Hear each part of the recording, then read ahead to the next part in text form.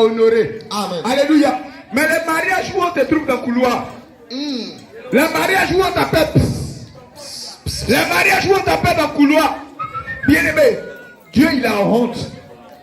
Les mariages où on t'appelle dans le couloir, Dieu a honte. Dieu dit, ma fille, qu'est-ce qui ne va pas avec toi? Mon fils, qu'est-ce qui ne va pas avec toi?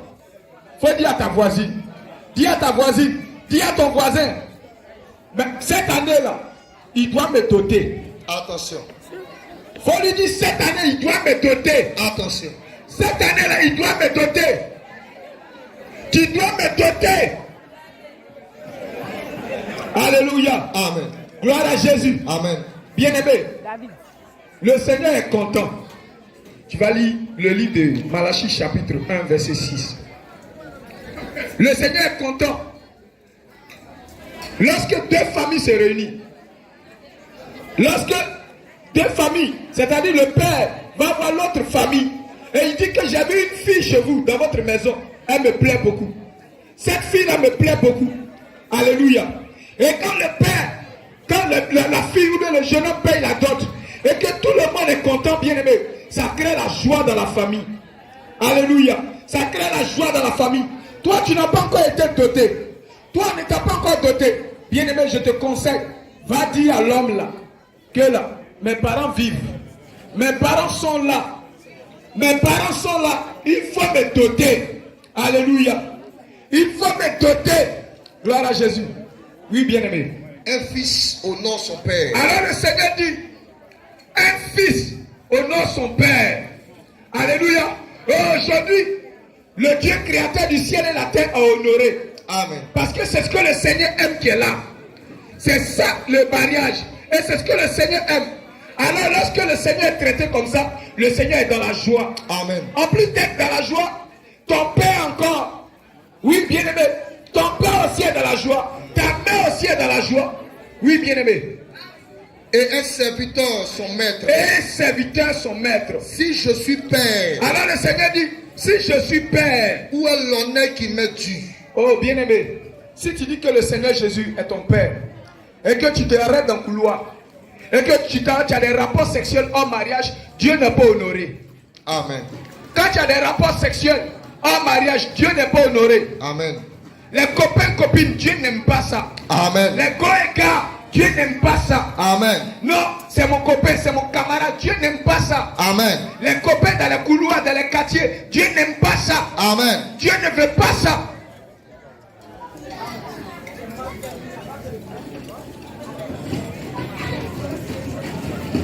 Quand c'est comme ça, Dieu n'aime pas ça. Dieu est malade. Dieu dit, mais qu'est-ce qui ne va pas avec vous, mes enfants? Le Seigneur ne veut pas des rapports sexuels hors mariage. Le Seigneur ne veut pas des rapports sexuels hors mariage. Donc, bien aimé, si tu te retrouves dans ça, oh, je te conseille d'arrêter maintenant. Je te conseille d'arrêter. Bien aimé, le Seigneur, il est content. La famille est heureuse. Lorsque les deux enfants se retrouvent dans cette position, ils sont honorés. Et le Seigneur bénit ce genre de relation. Le Seigneur bénit la dot. Le Seigneur bénit le mariage. Mais le Seigneur ne bénit pas le copinage. Le Seigneur ne bénit pas les relations go-et-gare. Ce n'est pas écrit quelque part. Le Seigneur ne bénit pas les relations. Le Seigneur dit quoi? Dans le livre de 1 Corinthiens, chapitre 7, à partir du verset 2.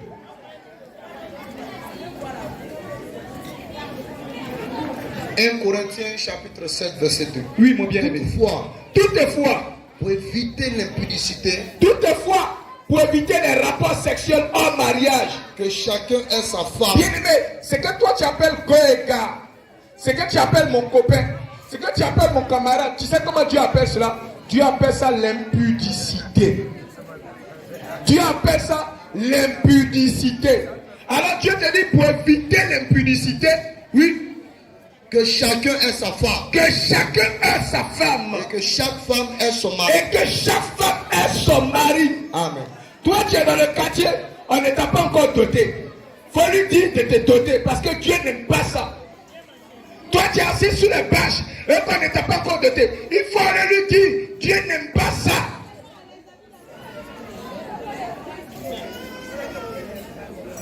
Alléluia. Amen.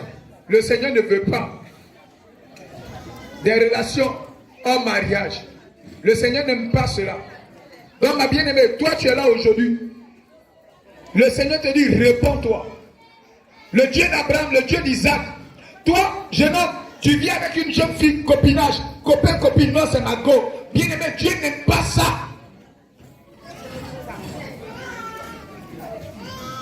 Tu ne l'as pas dotée et tu vis avec elle maritalement. Dieu n'aime pas ça. Même si vous avez 3, 4 enfants, Dieu n'aime pas ça.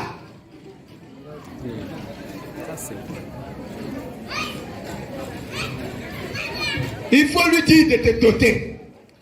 Il faut arrêter tout. Tant qu'il ne t'a pas encore doté, tu arrêtes toute relation avec lui. Il faut lui dire de te doter. Ma bien-aimée, il faut lui dire de te doter.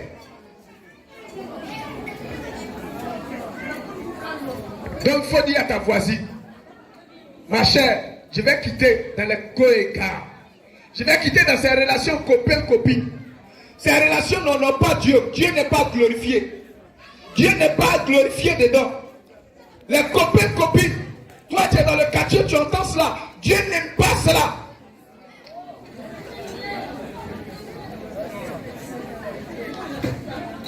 Alléluia. Amen. Ah, ça dérange beaucoup. Pourtant, c'est la vérité.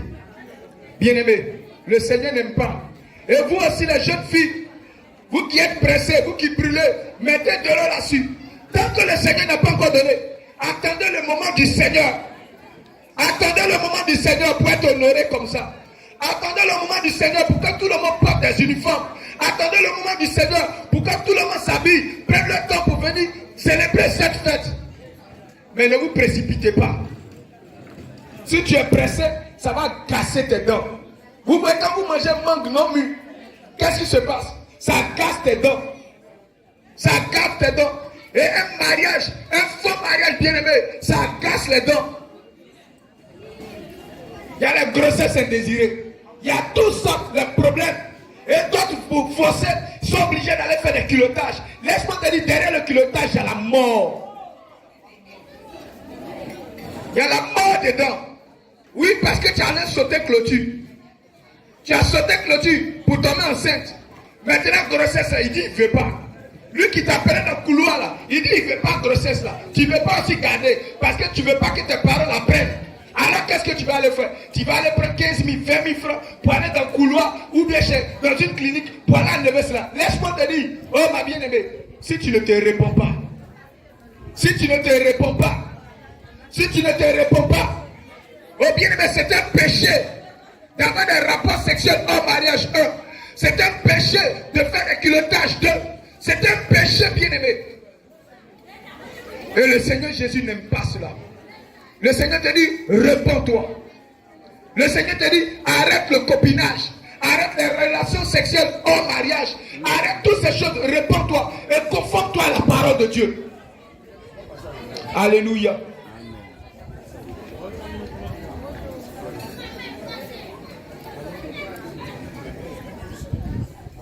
Quelques minutes, le temps où d'autres personnes ont fini de manger, nous allons passer à la phase de distribution de dons. Et aussi, une offrande sera levée pour les mariés. Ce n'est pas pour nous. Hein. Voilà, parce que quand on parle d'offrande, les gens pensent qu'on va manger l'argent. Non. On fera l'offrande devant les mariés, ils vont aller avec. Voilà. Donc, une offrande aussi sera levée pour les mariés.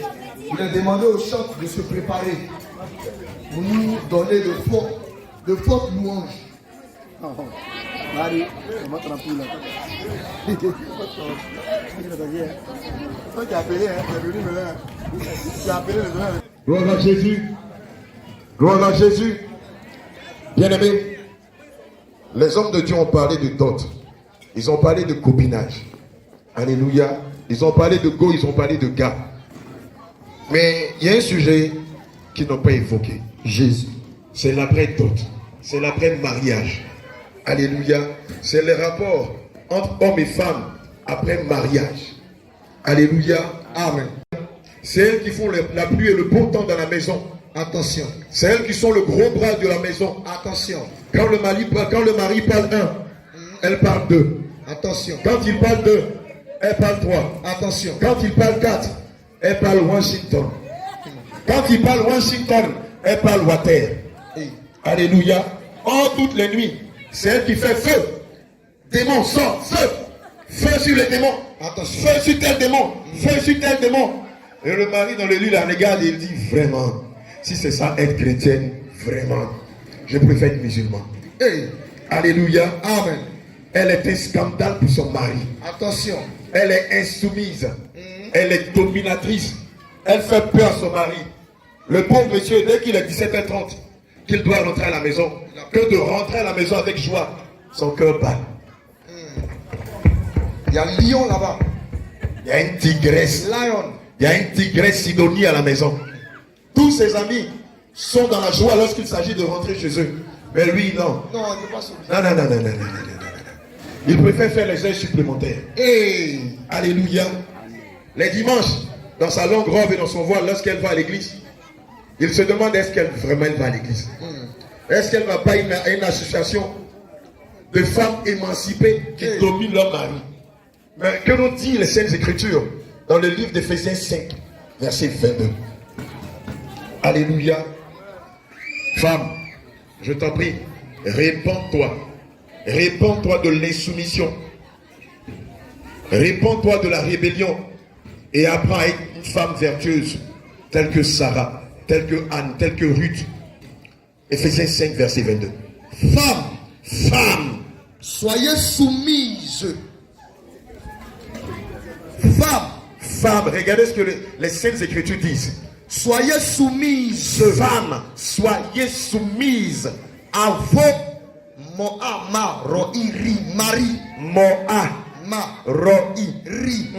à vos maris. Alléluia. Bien-aimé, laisse-moi te dire que lorsque le Seigneur Jésus, dans le livre d'Éphésiens 5 au verset 22, te dit, femme, soyez soumise à vos maris, l'Esprit de Dieu est en train de te donner un ordre. C'est un commandement de Dieu. C'est un précepte de Dieu. Et toi, en tant que femme, tu es tenu, si un jour tu espères avoir la vie éternelle, te soumettre à ce commandement. Alléluia.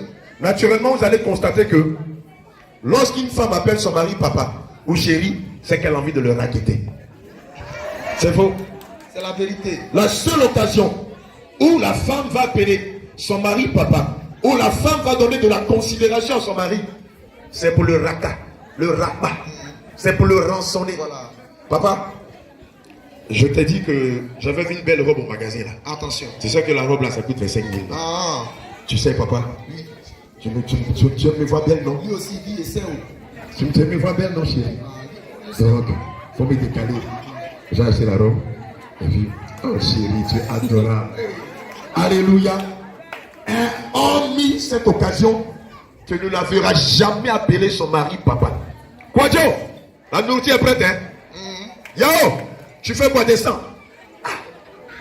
J'ai l'impression qu'ils sont en discorde. Aucune douceur. Aucune douceur. Tout est brut. On aurait dit un joueur de catch. Comment tu dis? Un lion dans la cage. Amen. Amen. Femme chrétienne, je t'exhorte à apprendre par le Saint-Esprit à être une femme douce. Amen. Amen. Malheureusement, la plupart des femmes ont tendance à croire que être soumise, ça veut dire être bête. Je te dis une chose. Non. Dieu ne parle pas en vain. Les Saintes Écritures ne parlent pas en vain.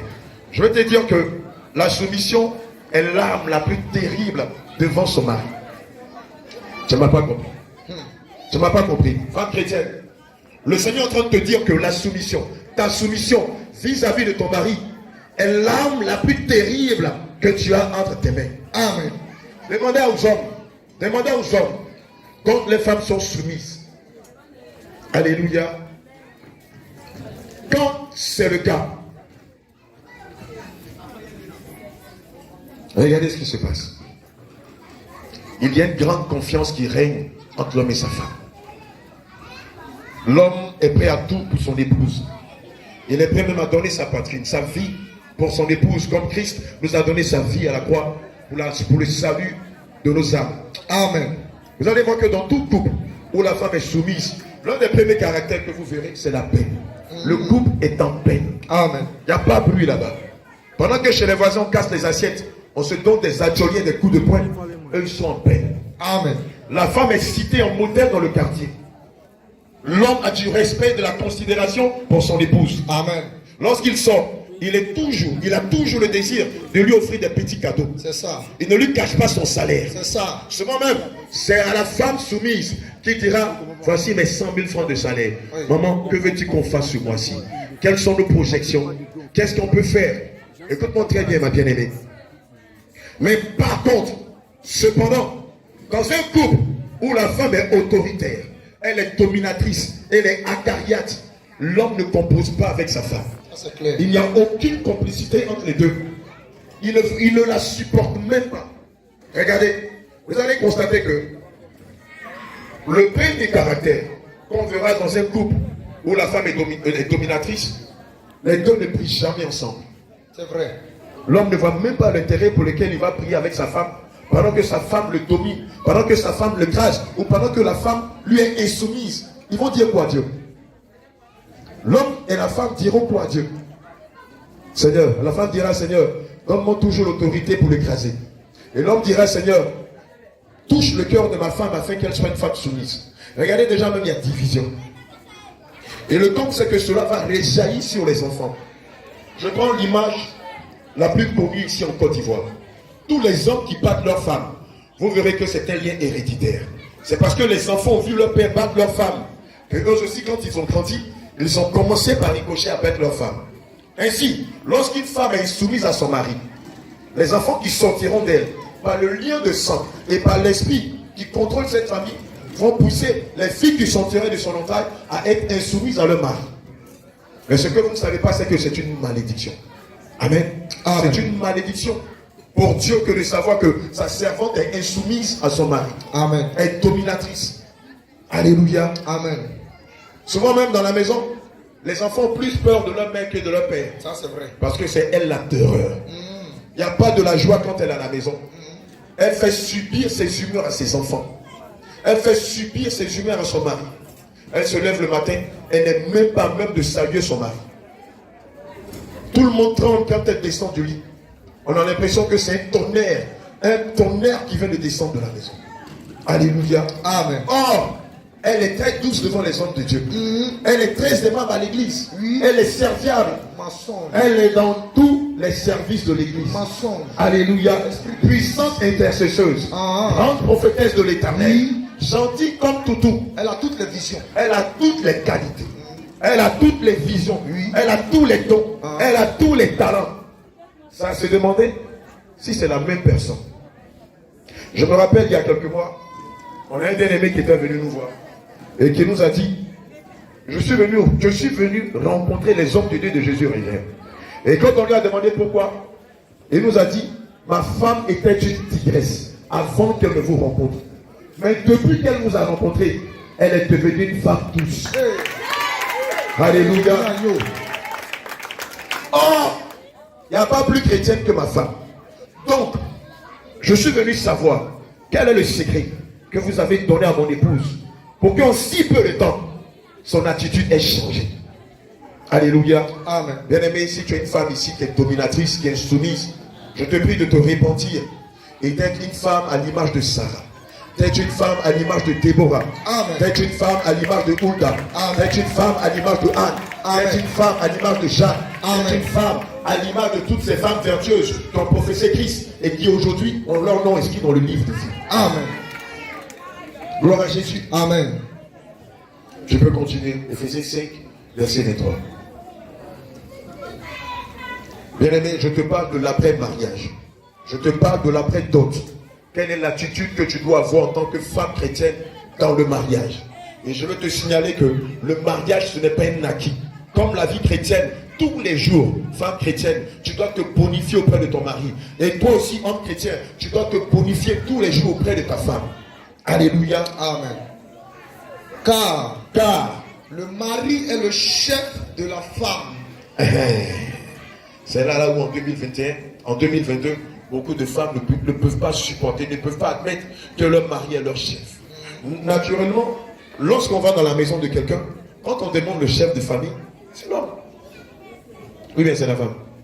Mais comme maintenant vous portez des collants, vous portez des pantalons, vous portez des cyclistes, nous sommes maintenant égaux, c'est ça? Alléluia. Quand vous allez au village, ce sont des traditions qui n'ont pas cessé. Quand vous allez dans nos coutumes, cette tradition n'a pas cessé. L'homme est le chef de la famille et la femme est la maîtresse de maison. Certaines femmes vont jusqu'à franchir le Rubicon en se donnant le titre de femme pasteur dans l'église. Hey, c'est pourquoi je vais te dire, mon bien-aimé, si dans ton église, une femme est pasteur, je t'en prie, fuis de là-bas. Cours même, faut courir. Parce que si tu restes là-bas que tu meurs, le Seigneur va prendre sa parole, il va te demander, ai-je nommé des femmes pasteurs? Ai-je donné l'autorité aux femmes pour qu'elles prennent autorité devant mes serviteurs? Ma parole n'est-elle pas ainsi? Amen et ainsi soit-il. Alléluia.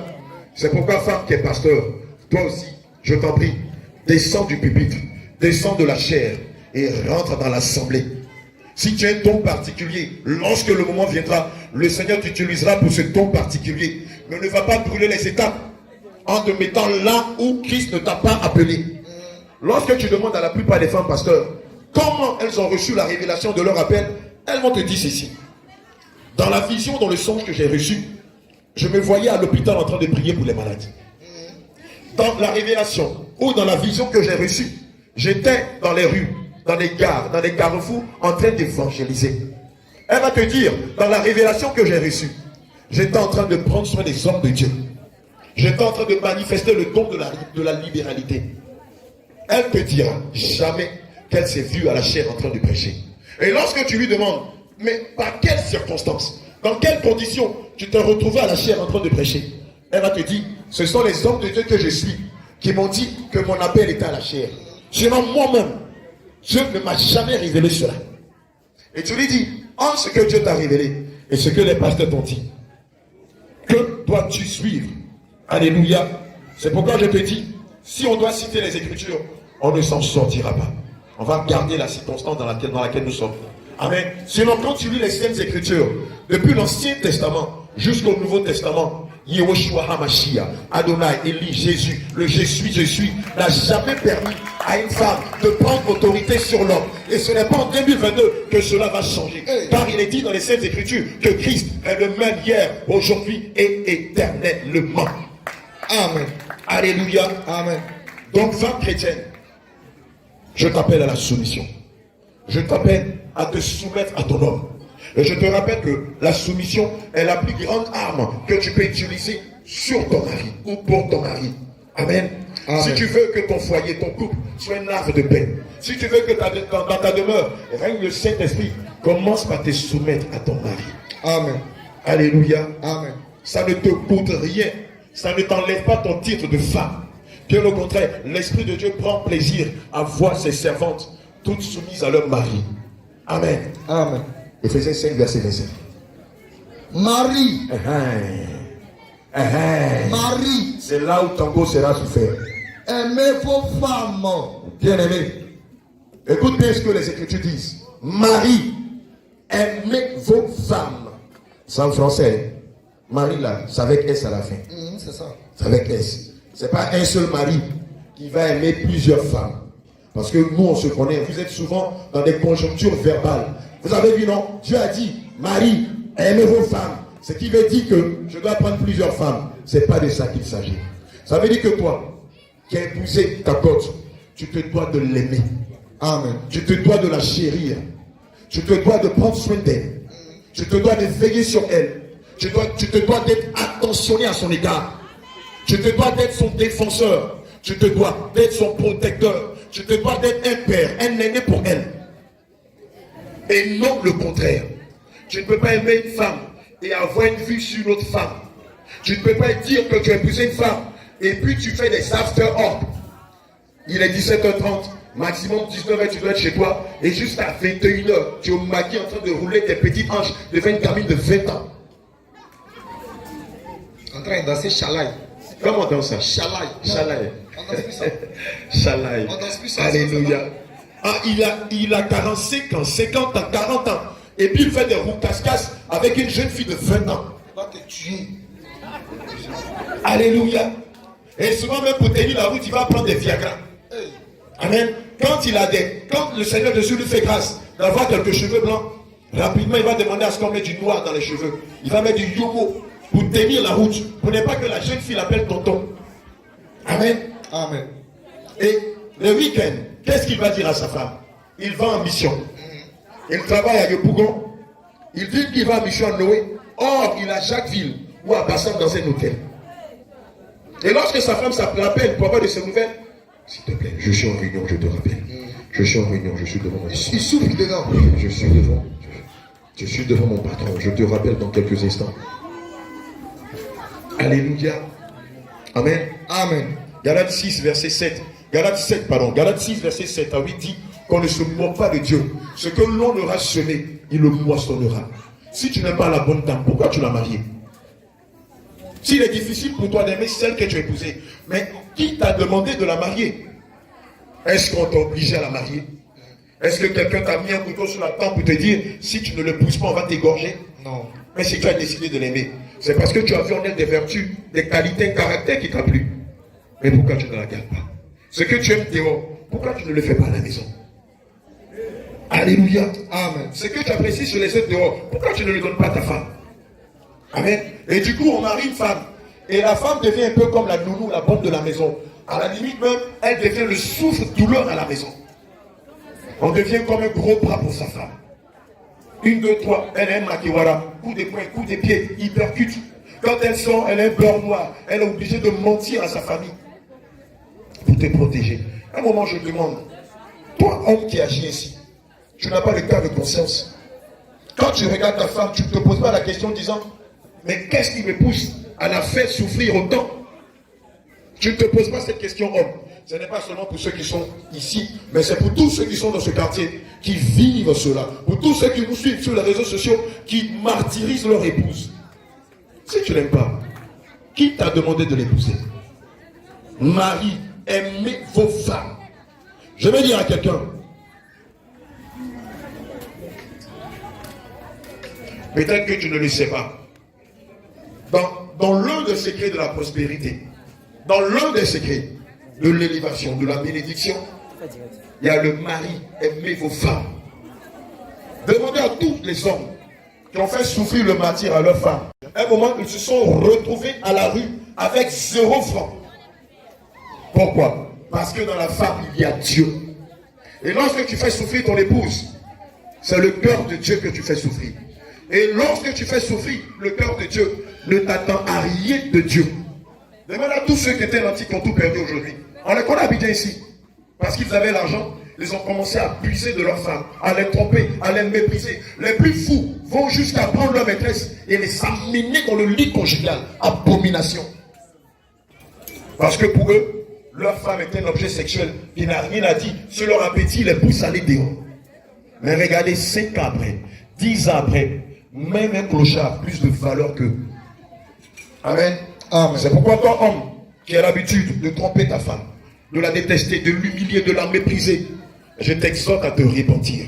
Claire. Je t'exhorte non seulement à te repentir, mais va vers elle et demande-lui pardon pour toutes les infidélités que tu l'as fait. Et fais la restitution. Si tu l'as trompé avec sa meilleure amie, si tu l'as trompé avec sa soeur, dis-le lui. Si tu l'as trompé avec une collègue de service, avec ta secrétaire, dis-le lui.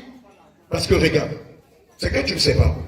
Toutes les fois où tu as eu à faire des infidélités avec ta femme, pardon, toutes les fois où tu étais fidèle à ta femme, et que tu n'as pas fait la restitution, lorsque tu mourras, Satan tenant les dossiers de tes infidélités te dira, oui, tu peux être à dire, tu peux être diacre dans ton église. Mais toutes les fois où tu as eu à tromper ton épouse, non seulement tu ne t'es pas arrêté, tu ne t'es pas repenti, et tu ne lui as pas avoué toutes tes infidélités. Or, le livre d'Apocalypse 27, le livre d'Apocalypse 27, verset 27 dit, aucune chose souillée n'entrera dans le royaume des cieux. Amen. Amen. Je m'adresse à quelqu'un ce matin. Amen. Bien-aimé, je t'en prie, je t'ai marié. Aie les regards fixés que sur ta femme seulement. Fais pas avec tes yeux. Dis à tes yeux de ne pas convoiter la femme d'autrui. De ne pas convoiter le sein virginal. De ne pas convoiter la jeune fille. Concentre-toi sur ta femme. Alléluia. Maintenant, si tu n'as pas envie de te marier, demeure chaste. Si tu n'as pas envie de te marier, demeure dans la chasteté. Parce que toutes les fois où tu seras en train de tomber dans la débauche, dans l'impudicité. C'est ton âme que tu vends à Satan. Oui. Le pacte à Satan, ce n'est pas seulement le jeune brouteur qui va vers un féticheur qui tisse une alliance avec Satan. Mais toutes les fois tu vis dans la débauche, dans la pornographie, dans la masturbation, dans l'impudicité, non seulement tu tisses un pacte avec Satan, mais tu te rapproches de plus en plus de l'enfer. C'est pourquoi je t'en prie, mon bien-aimé, réponds-toi. Amen. Je vais dire à une jeune fille, peut-être que tu ne le sais pas, mais ceux qui sont dans le domaine des affaires le savent bien. Toutes les fois où tu sors avec un homme, ce sont des grâces que tu vends à cet individu-là.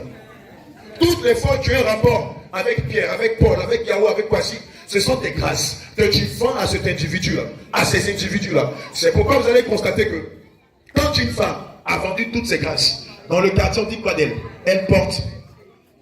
Dans le quartier on dit quoi d'elle? Tu connais? Elle porte malheur.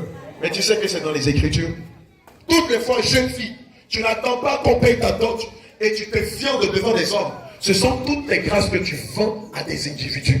Toutes les bénédictions, tous les dépôts, les dons, les talents, les biens, les bénédictions que Dieu t'avait données préalablement, tu les dilapides, tu les gaspilles, tu les gaspilles. Et du coup, non seulement l'esprit de Dieu, tu repulses, c'est-à-dire tu vas faire que l'esprit de Dieu va se retirer de toi. Mais c'est que les grâces et les bénédictions que tu devras avoir en 6 mois, en 1 an, en 2 ans, c'est dans 10 ans, c'est dans 15 ans que tu les auras. Et si tu persistes, tu n'auras rien. Tu vas finir par devenir une vieille fille de 40 ans, de 50 ans, sans avoir été mariée, sans avoir connu la joie du mariage et d'autres joies que le Seigneur aurait voulu te donner.